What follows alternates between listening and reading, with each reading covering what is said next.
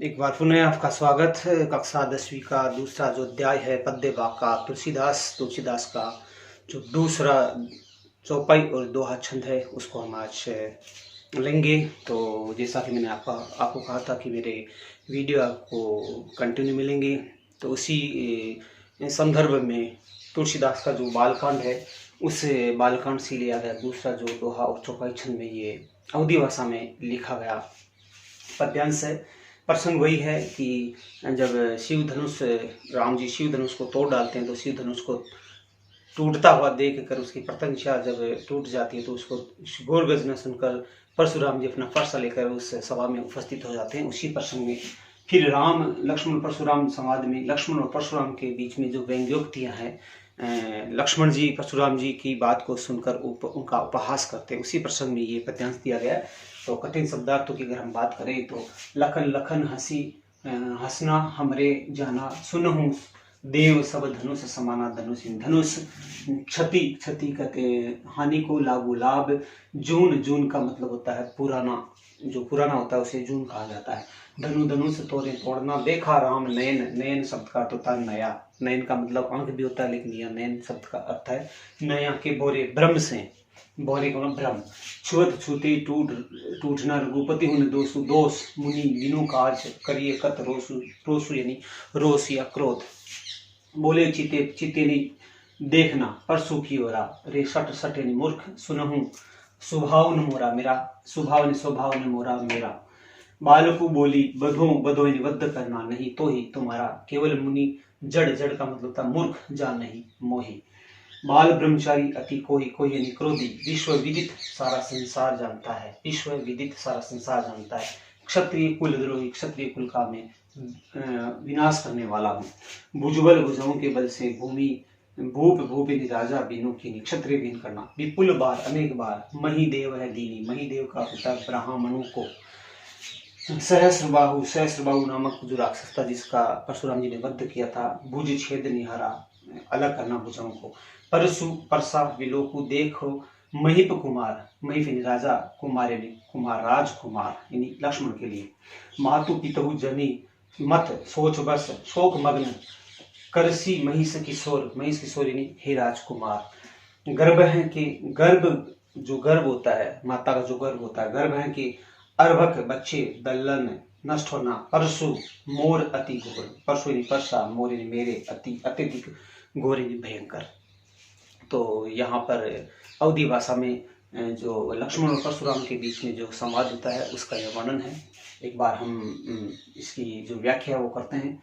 लखन कहा हंसी हमरे जाना, परशुराम जी को जब अत्यधिक क्रोध आया तो और कहा कि ये धनुष किसने तोड़ा, तो लक्ष्मण जी परशुराम जी का उपहास करते हुए व्यंग्य रूप में कहते हैं, लखन कहा, लक्ष्मण ने कहा, हंसी हमरे जाना, हंसी हमने जाना, सुनहु देव सब धनुष समाना, हंसकर लक्ष्मण ने कहा, हंसी यानी हंसकर कहा कि सुनहु देव, हे देव सुनिए, हमने तो समझा कि ये धनुष भी दूसरे धनुषों के समान ही है, उसी यही समझकर राम ने इस धनुष को तोड़ दिया। का क्षति लागू जनु धनु तोड़े, ये तो जून यानी पुराना धनुष है और इसके टूटने से इसके तोड़ने से किसी को क्या क्षति और क्या लाभ है, क्या इसमें लाभ और क्या हानि हो गया, ये तो पुराना धनुष है और इसको छूते टूट गया।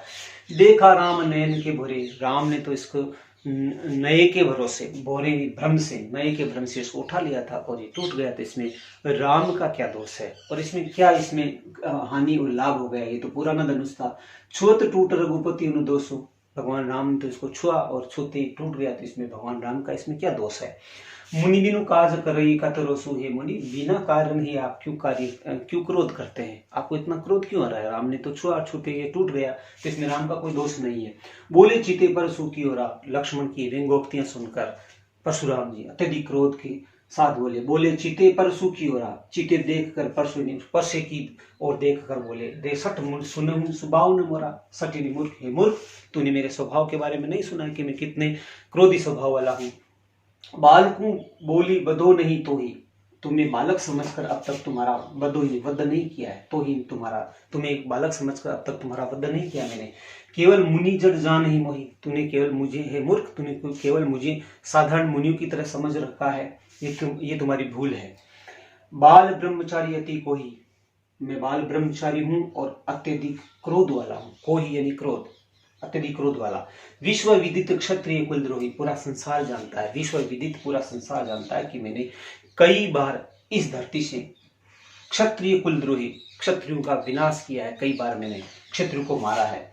भुजबल भूमि भूप बिनु कीन, मैंने अपने भुजाओं के बल से, अपने ताकत से इस धरती को भूप बिनु कीना, राजाओं के बिना किया, अर्थात कई क्षत्रिय राजाओं का मैंने वध किया है, ये संसार जानता है। विपुल बार मही देव दीनी, और उन क्षत्रिय राजाओं से छीनी हुई जो भूमि है, उस भूमि को विपुल बार, अनेक बार, मही देव है यानी ब्राह्मणों को मैंने दान कर दी है।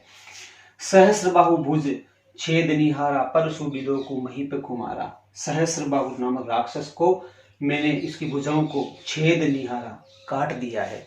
तूने सुना नहीं मेरे बारे में, मैं कितना मुझे क्रोध आता है। सहस्र बाहु जैसे राक्षस को की भुजाओं को भी मैंने छेद दिया है, उनको भी मैंने काट दिया था। सहस्र बाहु जैसे राक्षस का मैंने वध किया है।